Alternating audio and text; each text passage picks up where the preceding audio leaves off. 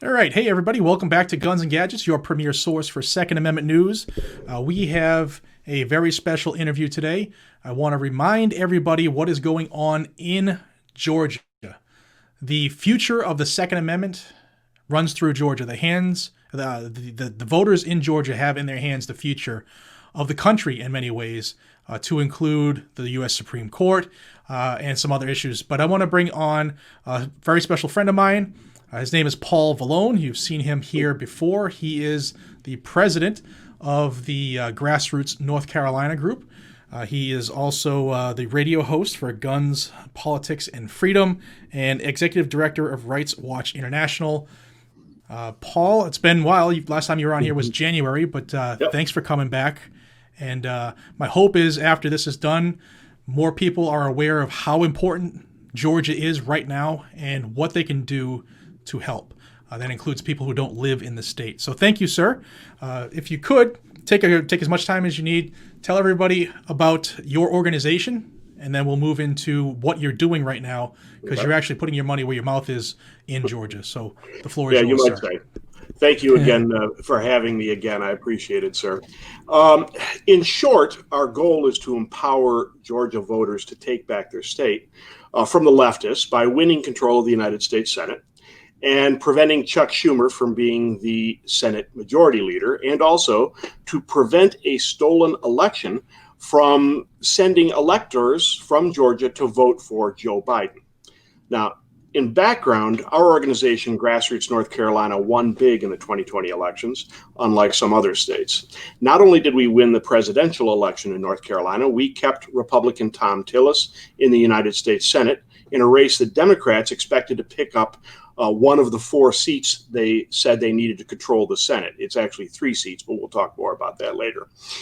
We had a clean sweep of the judicial races for Court of Appeals and even for North Carolina Supreme Court, although we do have a runoff, I'm sorry, not a recount going for the Chief Justice of the Supreme Court. We retained control of the North Carolina legislature, where we not only picked up seats, but we defeated 3 anti-gun incumbents, including Christy Clark. I particularly enjoy wearing that scalp. She was not only the leading gun ban advocate in the North Carolina House, but she was Michael Bloomberg's chosen candidate because she used to lead Moms Demand Action in North Carolina.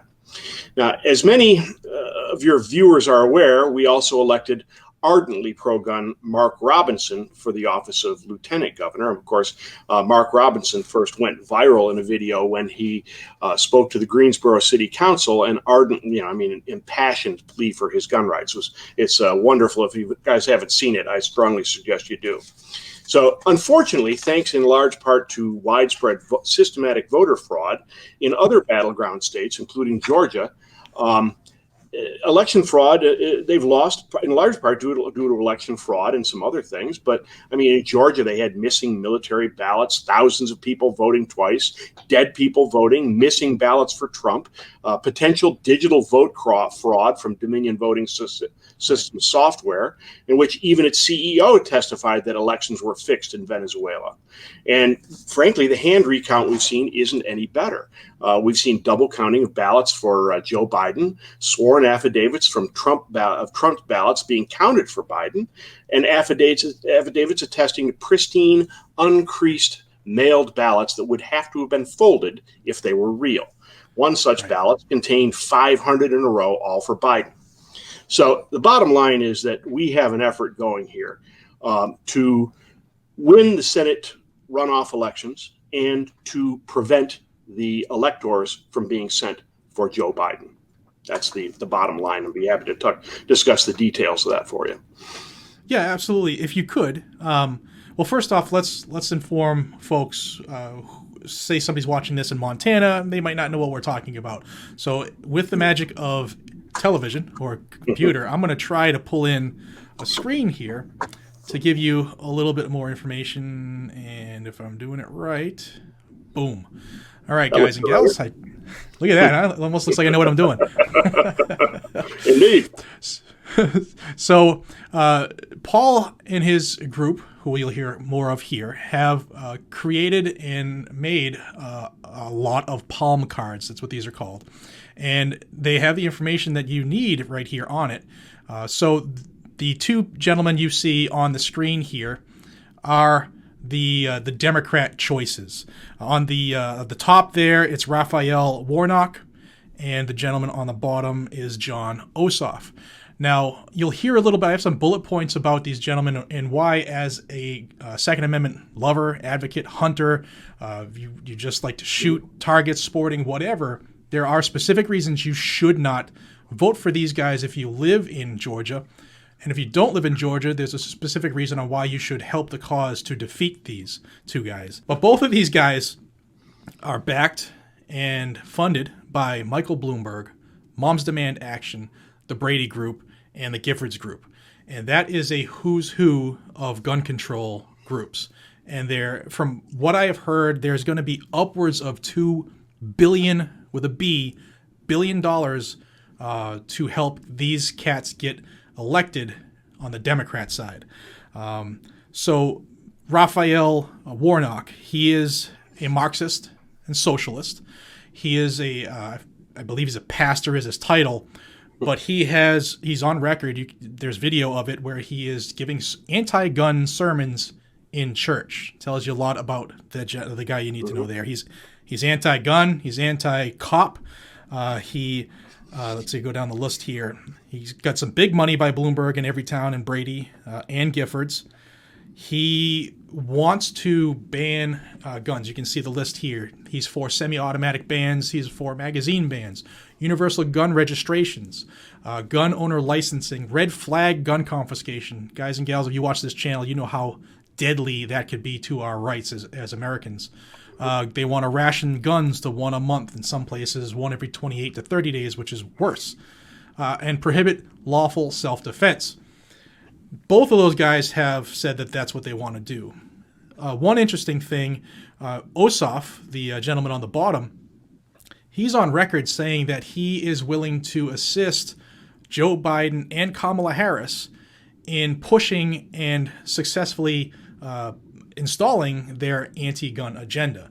And again, if you've watched this channel, you know how bad that is. I mean, it's right on his website. You can watch any type of video they've done in the last 5-10 years between these two, Harris and Biden, to know how dangerous they are. So what can you do if you don't live in Georgia? A big thing is donations, and we'll talk about how you could help Paul and his crew, and volunteering. If you live in the area, you can absolutely go down to Georgia and volunteer. So with that said, Paul, how can somebody who's watching from wherever, Oregon, what should they know from your point of view, and how can they assist? Well, first and foremost, they ought to know that if we lose the two runoff elections and it becomes 50-50 in Georgia, as you said previously, what happens is Kamala Harris, as vice president, and I really hate using those words, she would be the deciding vote in the Senate, and control of the Senate would go to the Democrats. Court packing the Supreme Court, ending the filibuster, passing Biden's agenda for gun bans. Everything now goes onto the table. Absolutely. So what we're doing essentially is using the same techniques that we've used in North Carolina to empower gun voters in Georgia by activating mass numbers of gun voters beyond the paid membership of any organization. Lots of organizations want to preach to their own members. What we try to do instead is we are printing out the palm card you just mentioned. We're printing out 100,000 of those. Okay. And we intend to get them out by mass distribution of information through all of the gun shows in the state up to the January 5th runoff election. And by the way, voting starts December 14th for those in Georgia. Yep. But in any case, we'll be working all gun shows up to January 5th. We have developed a network of 200 gun shops, and we will be sending displays of these cards and voter information to all of these gun shops, exactly as we have done in North Carolina. We've purchased lists, and we will be doing mass email and mailing campaigns to voters in Georgia and to potential supporters. The other thing we're doing right now to get things kicked off, we're doing a petition, and the petition basically does several things. First, of course, it demands that the Georgia Secretary of State not certify the election results, okay, from what is without a doubt a fraudulent election. It then asks the governor of Georgia to convene the Georgia legislature to appoint electors who actually represent the will of voters in Georgia instead of the fraudulent results that we've come to see even in the recount. And then, of course, the other thing it will do is we will use this petition to activate all of these gun voters, mailings to 250,000 gun owners. That's what we're looking to do right now. And, of course, also walking campaigns to activate voters, and we're coordinating with Gun Owners of America on that one. I'm happy to say they're doing a fine job in Georgia as well. And so we essentially want people to volunteer for our organization. We want them to contribute to the organization. We want them to sign a petition, and we want them to help us take back Georgia from the leftists and win the Senate races, frankly. And I think, can I do my plug for the website at this point? Absolutely. While you're saying it, I'll put it up on the screen. How's that? Thank you, sir. I appreciate it. We have we're calling this the Save the Senate campaign. And what we're doing is we're we've created a website at saveussenate.org. Again, that's saveussenate.org. We're asking people to go there and help us by signing the petition, by contributing, by volunteering, and help us, frankly, take back the state of Georgia and win control of the United States Senate for gun owners and conservatives everywhere. Okay. How is, say I live close to Georgia or I live in Georgia and I want to help you. Let's make it easy for them. Exactly what should they do? Well, essentially, we're going to have a link to volunteer for the organization. And what we ask you to do is to click that link, give us your details, and when we will contact you and tell you exactly how you can help the organization, be it door walking, working gun shows, working gun shops, whatever it takes, quite frankly, to activate the gun vote in Georgia. Okay, so through this website here, what do they hit? Contact if they wanted to get a hold of you? Yes, that's correct. And so we'll bring that up. And this is what you guys or gals are going to see. And this is what can initiate you being a huge factor in saving not only our gun rights, but the future of the country, in essence, for the next few years. So that is the reality of this, guys and gals. There is so much at stake, and we're in a situation now where America isn't quite what it used to be freedom-wise. We have Nancy Pelosi, Chuck Schumer, and the like threatening to fundamentally change America once they get power. You know, and your quote you have on here, and I'll put it up again on your card, is that I can't even operate here. Now we take Chucky Georgia, said, then we change America. That's the quote. Exactly. And he said it twice, and I can assure you he meant it. And for those Absolutely. people who say, there's some who are saying, well, Joe Manchin says he won't vote to pack the court and he won't vote to end the filibuster, so we're safe. Well, not exactly. First off, Joe Manchin would be under incredible amounts of pressure to reverse that position. And so I would not count on him preventing the Senate's from the Democrats from packing the court and ending the filibuster. And so, Absolutely. Quite frankly, there would be little or nothing to stop them from enacting their entire agenda.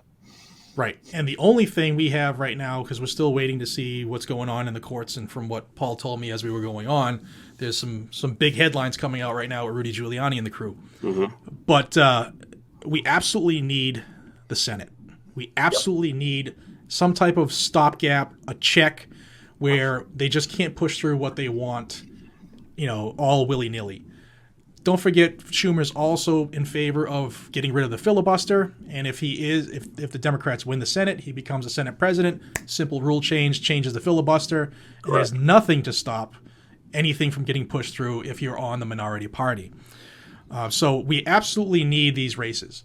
They are imperative not only to gun lovers, Second Amendment advocates, but the future of the country. If you're a conservative, you're not going to matter to this power, this powers that be, and it's going to be a real rough time in this country. And a lot of us don't want to see what will become if this happens. I've actually had some people say, well, we should just limit ourselves to gun issues. But I said, you can't do that in a vacuum. The fact is the control of our United States government, and if the leftists control the government, it may actually be that gun control is actually only one of our concerns. It could be potentially far beyond that. Restrictions on the First Amendment, restrictions on a wide variety of civil rights. And so this truly is the battle for the future of our republic. It truly is. Absolutely. I have two fears, basically. My first fear is that many gun owners will decide, and Georgia voters in particular will decide, that they've done what they could by voting for Donald Trump the first time, and now that's all they need to do. Well, unfortunately, in a normal election year, that might be true, but unfortunately, this is anything but normal. And so they're going to have to get out there again and put out more effort. Sorry to tell you, but that is the case. The other thing is that as the Trump administration breaks this stuff on the lawsuit, and they have an excellent case for massive digital voter fraud.